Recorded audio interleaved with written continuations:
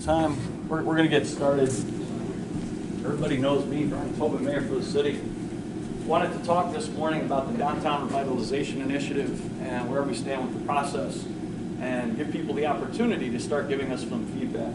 But I want to start off with talking about how we got here, because this has been a long, involved process.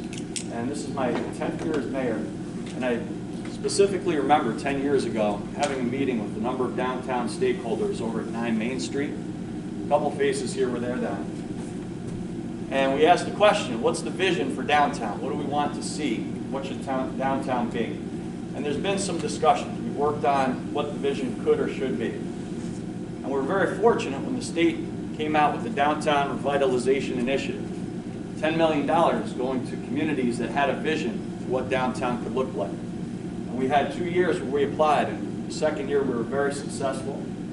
So $10 million going to our downtown, trying to make that final push to take something that is very good and make it great.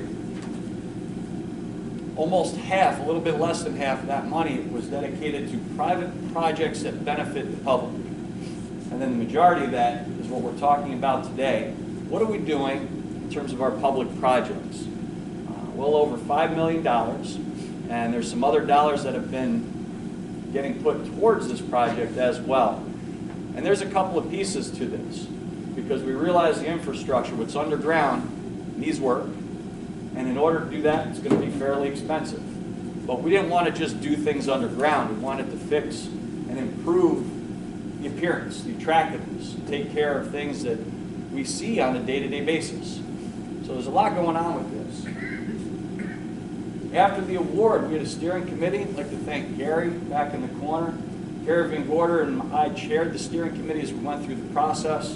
We listened, we had public hearings, we had the opportunity for stakeholders and community members to give feedback. And the renovation of downtown was something that was highly valued. And as we go forward, I know that there are a lot of concerns, and I share the concerns about how do we do this effectively with minimum impact on our downtown stakeholders. So with us today is Tim Faulkner from Fisher & Associates. We've had the good fortune of working with Tim on a study about two-way Main Street. His firm went through a rigorous process in terms of hiring, where we interviewed several firms, and they made it through the finals with flying colors. He's going to talk about the infrastructure work, but I want us to remember that we have 3 focuses in terms of moving forward. What are the next steps? What we want to talk about. Our timeline, which we're going to be sensitive because there's obviously a lot of other concerns that have come up since we started this process. But this is taken into account the third part, and how does this impact the downtown stakeholders. So Tim, thank you for being here. The floor is yours. Good morning, everybody.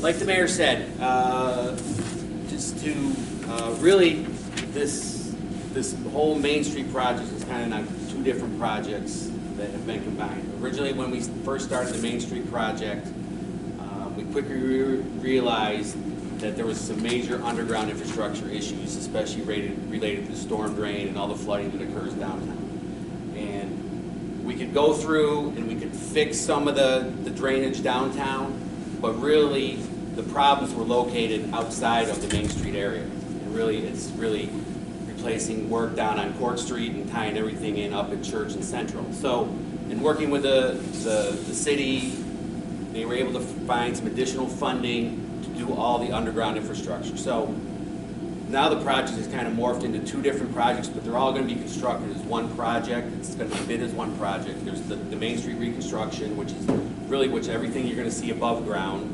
All the sidewalks, trees, the two-way roadway, new traffic signals, the plantings, the pocket park, the artwork, all of that. And then there's another component, which is all the underground infrastructure, which is new dual water mains down Main Street. There's the storm sewer work, which includes all of Main Street, all of Court Street, all of Central Avenue, and then everything is going to tie in over at the intersection of Central and Church Street. And then there's also the slip lining of the sanitary sewer system down Main Street and also down Central Ave. So that is all going to be bid under one project. So when we initially looked at the Main Street reconstruction project, when we first were hired to do this job, we thought that we could start construction this fall, late summer, early fall, do some work, and then complete all the rest of the work next year in 2022. That was our original thought, but now as we've kind of worked through this project and understanding all the complexities of it and how everything's going to tie together, working with some of the private utility companies, because there's National Grid, there's Verizon, and there's NYSEG, also in the corridor. NYSEG, after we initially started coordinating with NYSEG, they told us that they want to replace the gas mains on Main Street.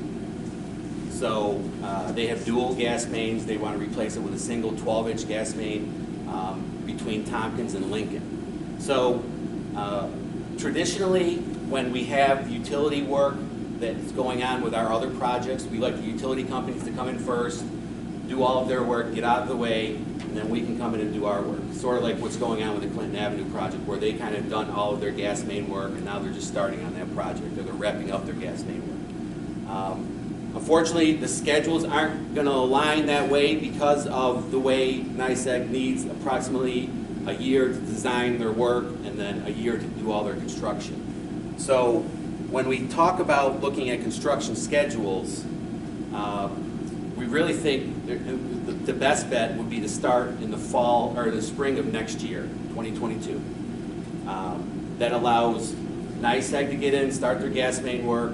We can start work on some of the sanitary sewer work that's on Court and on Central Avenue, and then over on Church Street, get all that work done, and then as NYSEG moves through their gas main work, we would jump in and start all the Main Street work on Main Street.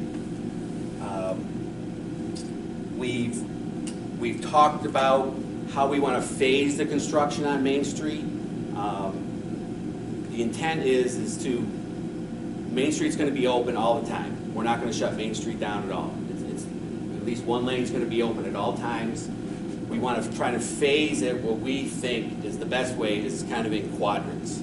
So we would ask the contractor possibly to start work in one quadrant and kind of break up Main Street from Groton to Court, and then Court to Tompkins, and then East Side and West Side.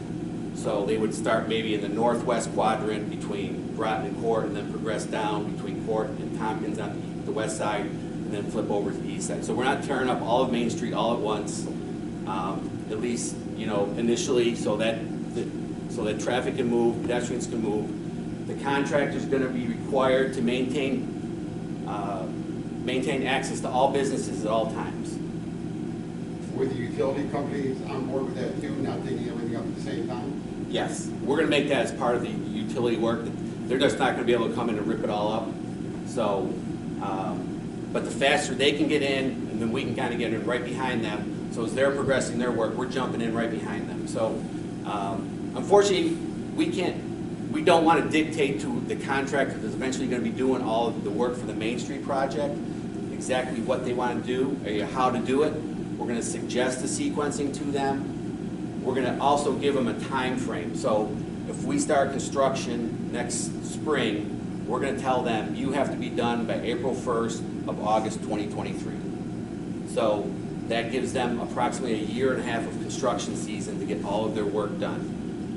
Really, that's the only thing that we're going to tell them, substantial completion. So they may have to come back in and do some punch list items and things like that, but we want to have all the final paving done, all the planning's in, everything by August 1st of 2023. That gives them plenty of time to do all of their work and to get a great product in. Right now, we are in, we're final design right now. We've got 90% plans done that we submitted to the city for review. That includes all the utility work, all of the Main Street work, all of the landscaping work. The only thing that's really little lagging is the pocket park work. And really, by starting construction in the summer or in the fall or spring of next year, we'll likely have a better bidding opportunity for the contractors that are coming in. Just to kind of give you an example, there's a project that just got finished with construction. It's down in Elmira, New York. It was one of our projects. We originally bid it in the May of last year, and the bids came in at about $1 million over. It was about a $2.5 million project. The bids came in about $1 million over what we had that we had available for construction. And the reason for that is the contractors already had all their work lined up for that construction season. So now all of a sudden we're throwing in this project. They're going to try and make as much money off as they can because they've got diverse crews from other jobs. We ended up rebidding the project in the late fall, early winter, and the bids came in at about $1 million under, and actually the contractors finished below what they had actually bid. So there was a big cost savings for the entire project. So I think if we were to try to bid this late spring, early summer, the bids are going to come in really high because the project is going to be about a $10 million project between all the Main Street work and all the utility work. So it's going to involve some large contractors. They're going to want to come in and do this work because it is soup to nuts. It's not just all the above ground stuff. It's all they love doing the water lines, the sanitary, and all the storm sewer work. They really love that work. So, and there's very little of that work coming out right now. So if we wait to bid it in the late fall, early winter, we're going to get a lot more bidders, and it's going to be a lot more competitive bid. And I think it's going to be very beneficial to the city to bid it that way. So we're at about 90% design right now. We're just kind of wrapping up. There's a few outstanding items regarding the infrastructure, the storm sewer work that we're working through with Chris and his group, just making sure we got everything tied in. We're working with National Grid and Verizon. They've got to do some minor utility work too. There's nothing major there. We kind of avoided most of their property. It's really kind of trying to coordinate with NICEAG now and all of their work and what they need to be done. They have all of our plans now, so they can do their design work, so they can avoid everything that we're doing.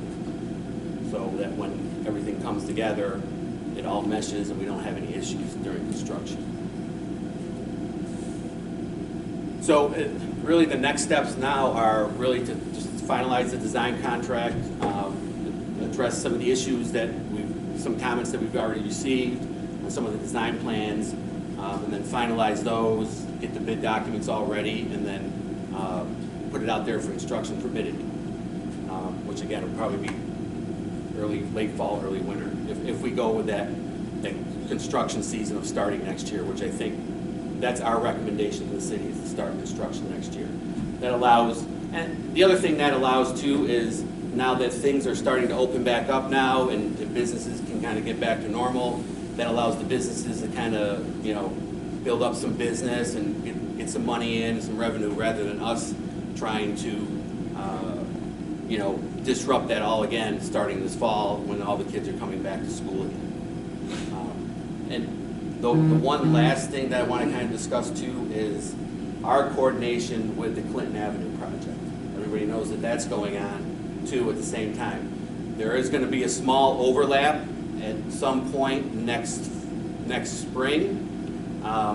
Their last portion of the project is from Church to Main Street, which is going to be next spring, from like February through, or March through like April, May, June time frame. During that time frame, they're going to have that section of Clinton blocked off, so you're not going to be able to access. All traffic is going to be detoured down Main Street. We don't want to get into having a lot of construction being done on Main Street when they're trying to detour traffic down. So that allows the NICEAG guys to get in, just do their work and get out as fast as they can while that traffic is being detoured, and then lets us get in after they're done with their kind of Clinton Avenue project. So we're kind of working with their schedule, within their schedule too. We tried to convince them to start at the Main Street end and work easterly, but they wanted to work the other way. So there is some overlap there of projects.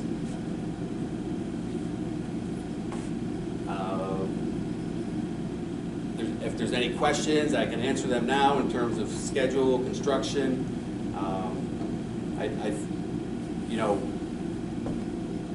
we know this is going to be a great project for the city. I mean, the design plans look amazing. You're going to see a total, you know, rejuvenation of downtown in terms of what it all is going to look like. We've had a lot of coordination with Frank's group and the Arts Committee and all of that, and we're kind of working through everything right now. But I think in the end, it's going to be a great project for the city. Right? And there is going to be some pain, you know, with the construction going on downtown. You know, I'm not going to sugarcoat that at all, but we're going to try to minimize that disruption as much as possible.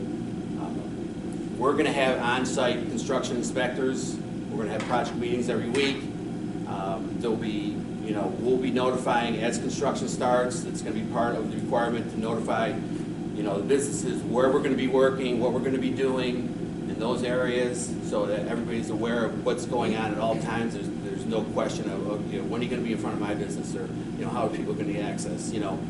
Even when we're pouring concrete sidewalks in front of your business, the contractor is going to have to maintain access to your business at all times. So you're not going to be able to, you know, we're not going to force you to shut down your business for, you know, a day or two while the concrete sidewalks are cured. So they're going to have to maintain access to all businesses at all times. How like, I have one entrance, how are you gonna? What's you're that? pouring right in front of my entrance, how are you gonna maintain entry? They'll build ramp systems and those types of things to allow access into your properties, yes. I mean, obviously when they're finishing right in front of you, but as soon as they're done finishing, they'll have to erect. And the contractors that have done this work, that work in these environments, this is a regular thing for them. It's nothing that's out of the ordinary.